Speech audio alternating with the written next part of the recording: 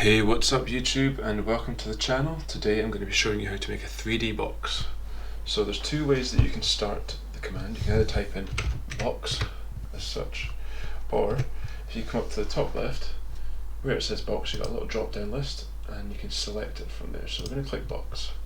Just place it anywhere on the screen. So we're going to pick the first dimension to be 200, and then I'm going to press tab and it's going to give me the second dimension to edit. So I'm going to do 200 again. I'm going to make this a cube. Okay, so now it's giving me the ability to choose the height. So I'm going to do 200 again. Type that in. Okay, and there we go. So I'll just move this around.